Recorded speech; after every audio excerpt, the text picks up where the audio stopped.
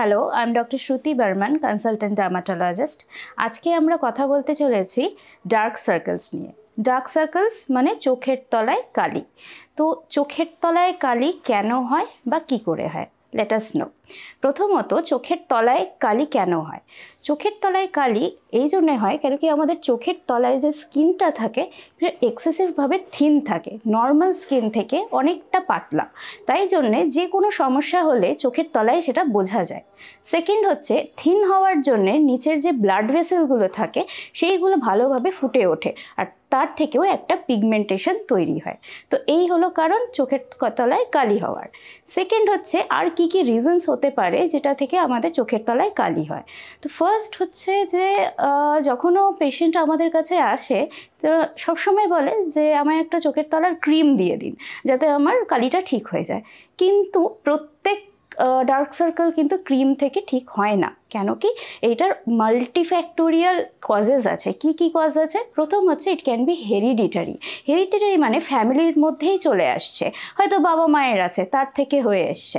Second হচ্ছে যে একটা স্ট্রাকচারাল মানে ফেসের গঠনটাই ওরকমভাবে তৈরি যার থেকে হয়তো কালি নেই কিন্তু একটা শ্যাডোয়িং ইফেক্টের জন্যে চোখের তলায় কালি বোঝা যাচ্ছে। ধরে নিন এই জায়গাটা আপনার ফোরহেডের জায়গা বা কপালের জায়গাটা একটু উঁচু হয়ে আছে বা নিচের জায়গাটা একটু উঁচু হয়ে আছে, সেইখানে মানে অটোমেটিক্যালি একটা গাড্ডা তৈরি হয় বা ট্রাফ তৈরি হয়, সেটাকে আমরা ডার্ক সার্কেল বলে বুঝি। যখন আপনি একটু চোখের তলার স্কিনটা একটু নিচে টেনে দেখবেন পিগমেন্টেশন কিন্তু আর দেখা যাচ্ছে না। কেন? কেন কি সেটা তো শ্যাডোর থেকে হয়েছিল। সেই ক্ষেত্রে আমার কিন্তু কোনো ক্রিম দিয়ে লাভ হবে না। থার্ড, আর কি কারণ হতে পারে? যদি কোনো ক্রনিক ইলনেসে আপনি ভুগছেন, অনেক দিন ধরে একটা রোগ হয়ে আছে, ধরে নিন টিবি আছে বা ডায়াবেটিস আছে বা থাইরয়েড আছে, এর থেকেও কিন্তু চোখের তলায় কালি পড়তে পারে। ফোর্থ হচ্ছে কোনো রকমের deficiency, like vitamin deficiency, like vitamin B12 deficiency বা আয়রন ডেফিসিয়েন্সি, এই সমস্ত ডেফিসিয়েন্সি থেকেও কিন্তু আমাদের চোখের তলায় কালি পড়তে পারে। নেক্সট হচ্ছে কিছু লাইফস্টাইল ফ্যাক্টরস, লাইক অনেক লেট করে ঘুমানো বা হচ্ছে এক্সেসিভ অ্যালকোহল কনজাম্পশন, স্মোকিং, এইগুলোর থেকে বা অনেক দেরি ধরে কম্পিউটার বা ল্যাপটপ বা মোবাইল ইউজ করা, এই সমস্ত থেকেও কিন্তু চোখের তলায় কালি পড়তে পারে। নেক্সট হচ্ছে কিছু কন্ডিশনস, লাইক যেখান থেকে ড্রাই স্কিন হয় বা এক্সিমেটাস স্কিন হয়। কিছু কিছু পেশেন্টসদের ভীষণ সেন্সিটিভ স্কিন থাকে, কিছু লাগালেই জায়গাটা চুলকোতে শুরু করে, আর সেই ক্ষেত্রেও কিন্তু কালো দাগ হতে পারে। তাছাড়া এখন যেটা খুবই কমন, যাও বাজারে পাওয়া যাচ্ছে সেটাই আমরা ইউজ করছি চোখের ওপরে, তার থেকেও কিন্তু একটা অ্যালার্জি সৃষ্টি হতে পারে, অ্যান্ড ডিউ টু এক্সেসিভ ইচিং ওইখান থেকে কিন্তু একটা পিগমেন্টেশন হতে পারে। তো এই সমস্ত প্রবলেমসের জন্যে কিন্তু আমরা ডার্ক সার্কেল পেতে পারি। প্লাস আরেকটা যেটা বলবো, যেটা অনেকের মধ্যে দেখা যায়, ঠিক করে জল না খাওয়া। এটাও কিন্তু হয়তো খুব সামান্য একটা কারণ, বাট খুব ইম্পর্ট্যান্ট কারণ। এক্সেসিভ ডিহাইড্রেশন থেকেও কিন্তু আমাদের চোখের তলায় কালি পড়তে পারে। So these are the reasons যার থেকে আমাদের চোখের তলায় কালি পড়তে পারে। এবার তাহলে তার উপায় কি? তো অ্যাজ আই সেড কি আগে আমাদের জানতে হবে যে কারণটা কি আছে। So always it is multifactorial approach, multimodal approach for treatment. তো যদি ধরে নিন যে হেরিডিটারি হয়ে আসছে বা স্ট্রাকচারাল একটা মুখের গঠনের জন্য জিনিসটা হচ্ছে, তার ট্রিটমেন্টটা আলাদা হবে। যদি সত্যিকারে এখানে পিগমেন্টেশন আছে, তার ট্রিটমেন্টটা আলাদা হবে। বা যদি সত্যিকারে ধরে নিন একটা কোনো ভেতরে কোনো ডিজিজ চলছে, ক্রনিক ইলনেস চলছে, তার ট্রিটমেন্টটা আলাদা হবে। তো অ্যাকর্ডিংলি আমাদের ট্রিটমেন্টটা প্ল্যান করতে হবে। তো এবার যদি সত্যিকারে ওইখানে পিগমেন্টেশন হয়ে থাকে, তাহলে সেই ক্ষেত্রে অনেক কটা ডিপিগমেন্টিং ক্রিম আছে, যেমন হাইড্রোকুইনন বা আরবিউটিন বলতে পারেন, কোজিক অ্যাসিড, এই নানান রকমের ক্রিমস আছে যেটা আপনাকে অবশ্যই আফটার কনসাল্টিং এ ডার্মাটোলজিস্ট এগুলো আপনি লাগাতে পারেন। কেন কি প্রত্যেকের ক্ষেত্রে কিন্তু প্রত্যেকটা ক্রিম স্যুট করে না। সেই ক্ষেত্রে after assessing your skin, after assessing your skin type, তখনই কিন্তু ওই ক্রিমসগুলো আপনি লাগাতে পারেন। নেক্সট হচ্ছে, যদি ধরে নিন আপনার হেরিডিটারি আছে বা মুখের গঠনের জন্য যদি ওই ডার্ক সার্কেলটা হয়ে আছে, সেই ক্ষেত্রে কিন্তু আমরা ফিলার্স ইউজ করি। মানে এই জায়গাটা যেহেতু আপনার একটা গাড্ডা বা ট্রাফ হয়ে আছে, সেই জায়গাটায় আমরা হাইলুরোনিক অ্যাসিডের একটা কেমিক্যাল হয়, যার থেকে আমরা যেটা আমরা এই গাড্ডাটাকে ফিল আপ করার জন্য ইনজেক্ট করি। তাতে কি হয়, অনেকটা কিন্তু জায়গাটা ফিল আপ হয়ে যায়, আর ওই যে শ্যাডো ইফেক্টের জন্য যে কালো ভাবটা দেখা যাচ্ছিলো সেটা কমে যায়। আচ্ছা, আর কি হতে পারে, নেক্সট হতে পারে সানস্ক্রিন। অবশ্যই সানস্ক্রিন ইউজ করা উচিত, কেন কি যে কোনো পিগমেন্টেশন কিন্তু সান এক্সপোজারে বাড়ে, সেটা মনে রাখতে হবে। সেই ক্ষেত্রে সানস্ক্রিন কিন্তু ইউজ করতে হবে। আর তার থেকেও যদি না কমে, সেই ক্ষেত্রে আমাদের স্টেপ আপ করতে হয়। ও নানান রকমের ট্রিটমেন্ট আছে, যেমন কেমিক্যাল পিলস আছে, গ্লাইকোলিক অ্যাসিড ইউজ করি, ল্যাকটিক অ্যাসিড ইউজ করা যায়। সেই ক্ষেত্রে আমরা কেমিক্যাল পিলস ইউজ করতে পারি, বা খুব রেয়ারেস্ট কেসেসে আমরা লেজার্সও ইউজ করতে পারি।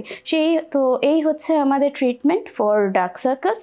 তাহলে ডার্ক সার্কেলের প্রিভেনশনস কি আছে, তার মধ্যে কিছু ডুজ আছে, কিছু ডোন্টস আছে।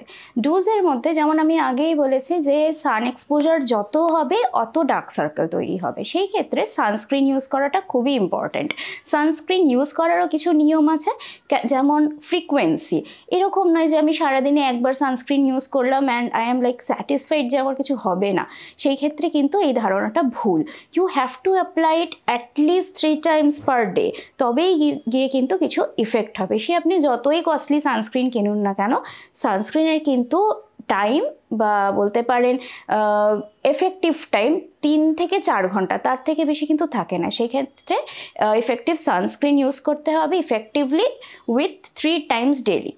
নেক্সট হচ্ছে সানগ্লাসেস পরতে পারেন উইথ সানস্ক্রিন, যেহেতু সানগ্লাসেস থেকেও কিন্তু অনেকটা ওই জায়গাটা সান এক্সপোজার থেকে প্রোটেক্টেড হয়। সেক্ষেত্রে আপনি সানগ্লাসেস ইউজ করতে পারেন।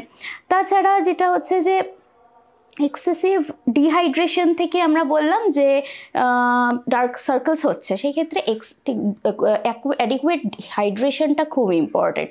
অ্যাডিকুয়েট হাইড্রেশন বলতে সবসময় ভালো করে জল খাওয়া, plus non fragranced good branded moisturising creams use করা ওই জায়গাগুলোতে, যাতে এই জায়গাটা সবসময় প্লামড আপ থাকে, সবসময় হাইড্রেটেড থাকে না। তাছাড়া যেগুলো হচ্ছে যে গুড লাইফস্টাইল বলতে এক্স্যাক্ট টাইমে ঘুমানো, বা excessive use of mobiles, laptops, এইগুলোকে একটু খেয়াল রাখা, বা অ্যালকোহল কনজামশনটাকে একটু লিমিট করা।